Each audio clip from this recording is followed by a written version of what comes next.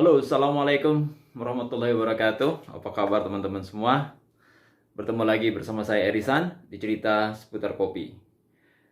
Cukup lama banget saya nggak upload video. Mohon maaf yang sebesar-besarnya buat yang sudah subscribe di channel saya dan yang menantikan video-video saya tentang kopi, baik itu roasting maupun manual brew atau espresso. Oke, tapi sebelumnya saya mau mengucapkan Dirgahayu Republik Indonesia yang ke-77 tahun ya. Mudah-mudahan kita bisa pulih lebih cepat dan bangkit lebih kuat sesuai dengan harapan para pemimpin bangsa kita.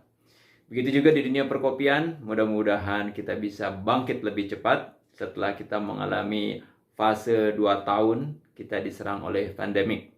Mudah-mudahan ke depannya bisnis perkopian di Indonesia akan jauh lebih sukses, lebih berkembang, sehingga memberikan manfaat buat semua para pelaku kopi, baik roastery, bagi petani, baik itu pemilik kopi shop, dan tidak kurang dan tidak lebih juga adalah para penikmatnya. So, di video kali ini saya mau berbagi sedikit tentang strategi cara memasarkan biji kopi. Karena di saat ini saya juga mendengar isu bahwa di Indonesia kita sedang ada masalah dengan harga green beans yang cukup agak mahal sebetulnya. Nah, kita akan bahas di video ini bagaimana kita mensiasati dari kenaikan harga green beans tersebut. So, stay tune terus bersama saya Erisan di cerita seputar kopi.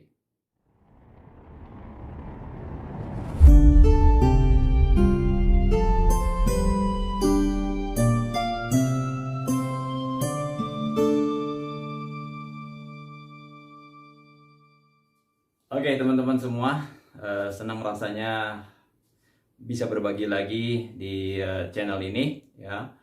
Jadi kita kalau bicara tentang bisnis ya, karena yang kita membicarakan hari ini adalah bisnis kopi. Jadi kalau kita bicara bisnis, satu hal pertama yang harus mesti kita ingat dulu adalah bagaimana dari bisnis yang mau kita jalani itu adalah karakter dari pelakunya itu sendiri, karakter pelaku.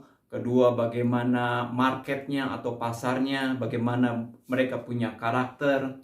Terus yang ketiga adalah bagaimana kemampuan daya beli, ya. Sehingga ketika kita memulai bisnis, terutama di dalam dunia kopi, kita sudah tahu bagaimana kita akan menjalankan bisnis ini sendiri, gitu. Karena banyak yang gagal di dalam bisnis kopi karena kebanyakan hanya melihat dari untungnya saja atau dari cuannya saja. Ya, jadi mereka tidak memahami karakter dari para pelakunya maupun juga penikmatnya, ya, dan terutama adalah kemampuan daya beli. Karena ini penting untuk kita pelajari kemampuan dari daya beli dari bisnis yang mau kita jalanin, sehingga kalau kita tahu kemampuan daya beli dari orang yang akan membeli produk kita, itu akan memudahkan kita untuk menentukan harga jual.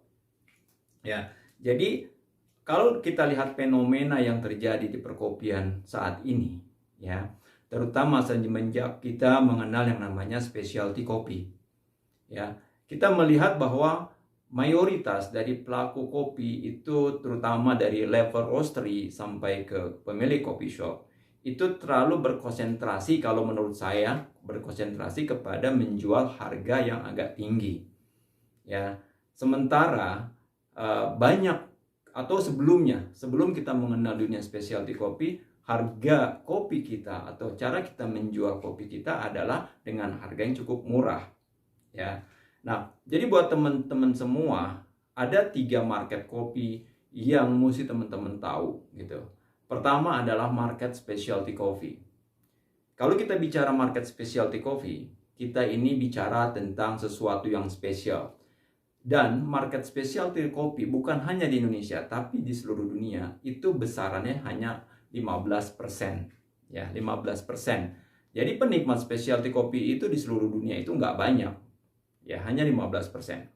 Sementara ada penikmat kopi lainnya, yaitu penikmat commercial coffee, yang mana mereka tidak terlalu penting atau tidak terlalu peduli dengan kualitas kopi atau cara penyeduhan yang agak sedikit ngejelimet. Jadi commercial kopi ini adalah para penikmat kopi yang buat mereka yang terpenting adalah kopi yang mereka nikmati ini cukup nyaman buat mereka. Mereka ngerti akan kopi, tapi buat mereka ini aja bahwa sejauh kopi yang mereka minum itu enak untuk dinikmati. Dan market ini lumayan besar, teman-teman, ya. Bisa teman-teman cek di market research atau apapun, juga di Google ataupun apa, bahwa market komersial kopi ini cukup besar. Ya, kurang lebih sekitar 35 sampai dengan 40%. Ya, ini marketnya cukup besar loh kalau dari segi bisnis ya. Nah, market yang terakhir adalah market instan coffee atau mass market kita menyebutnya. Nah, market ini cukup besar dan ini dikuasai oleh masyarakat dengan pendapatan middle to low. Ya, dengan pendapatan yang sedang ke bawah gitu. Nah, market ini huge, besar sekali ya. Makanya perusahaan-perusahaan besar di Indonesia ya itu berkonsentrasi untuk mengambil market ini gitu.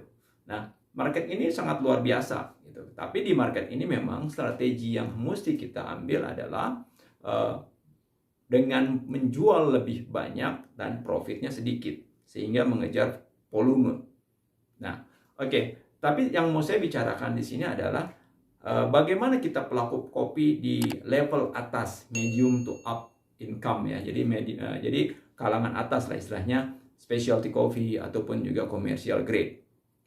Nah, di level ini kalau kita lihat harga kopi rata-rata per kilo ya untuk Arabica yang setelah di roasting per kilo, kalau kita belinya kiloan itu di atas 200 sampai dengan 250.000, bahkan bisa ada yang menjual sampai 300.000 ya. Sementara kalau kita beli harga di packaging 250 gram, kita itu membeli dengan harga di atas 50.000, 60, 70, 80. Ya, yang mana harga ini nominal ini cukup besar buat pelaku atau penikmat kopi dari middle to low income.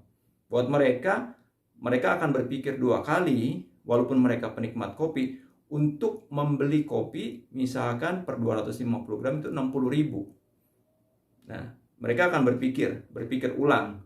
Buat mereka lebih baik mereka spending uangnya atau membelanjakan uangnya untuk harga yang jauh lebih murah.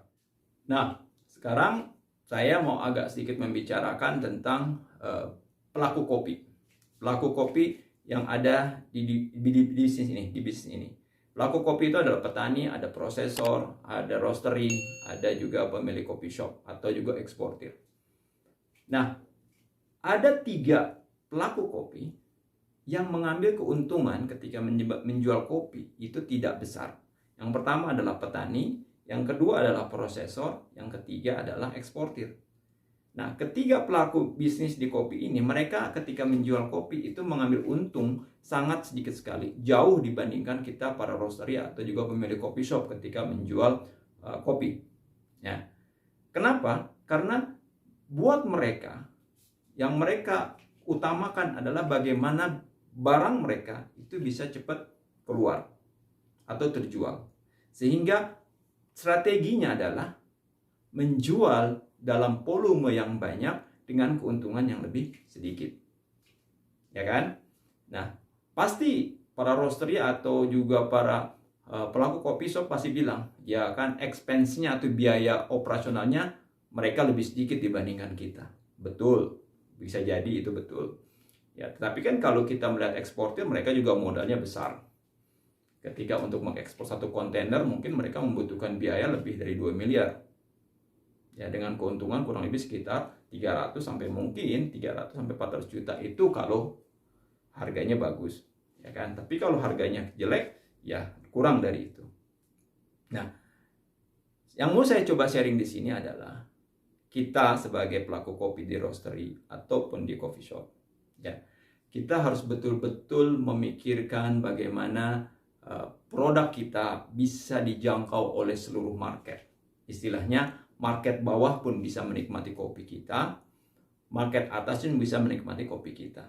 Ya, kalau misalkan begini, 1 kilo kopi, ya, 1 kilo kopi, cost-nya, ya, 1 kilo roasted bean cost-nya itu dari mulai green bean, penyusutan, biaya gas, biaya listrik, biaya packaging dan semuanya lah ya.